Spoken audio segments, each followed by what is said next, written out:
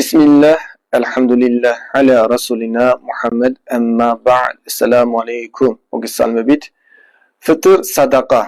ეგრეთ წოდებული ჩვენ მუსლიმ საზოგადოებაში ფიტრის გაცემა პროდუქტის სახით უნდა მოხდეს თუ ფულითაც შეიძლება რომ გავცეთ.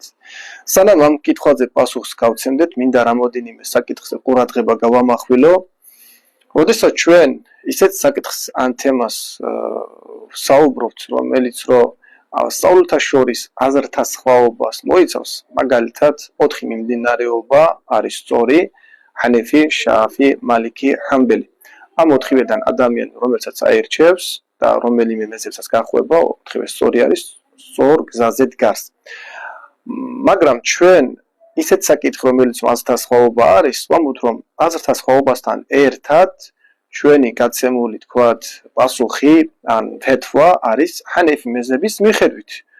ფეთვები რაც არის, იმას ვამბობთ, რომ სხვა მსმენელი, რომელიც არის, თქვათ, იმამ შააფის მეზების მიხედვით არის, ან აჰმედ იბნ ჰამბელის, ან იმამ მალიკისა, გაუგებრობაში რომ არ მოხდეს. მით უმეტეს დასავლეთ საქართველოში, ზოგადად აჭარაში 99.99 და უფრო ბევრი ჰანეფი მეზების მიმდევრები არიან. არა მარტო დასავლეთ, არამედ აღმოსავლეთ საქართველოში ძალიან ბევრი. ამიტომ ჩვენ ყველა ის საუბარი ხდება ჰანეფი მეზების მიხედვით, როგორ არის ის ფეთვები, იმის მიხედვით საუბრობთ.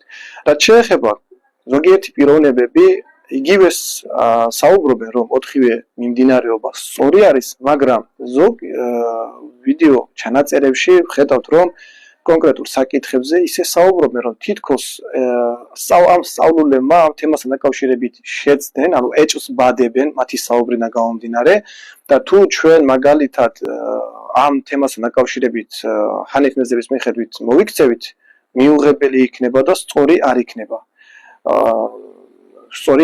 რა თქმა უნდა, შეიძლება თქვას, რომ ეს შააფი მეზების მიხედვით არის საუბარი და ასე შემდეგ, ხო შეიძლება რომ თან დაერთვას, რომ ეს არის ამ სწავლების ფეთვების მიხედვით.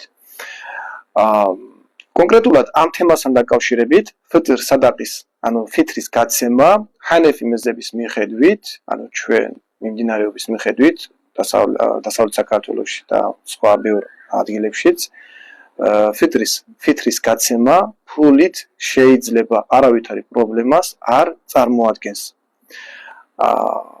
ამიტომ ის ხალხი, ვინც რომ ამბობენ, რომ ფულით არ შეიძლება,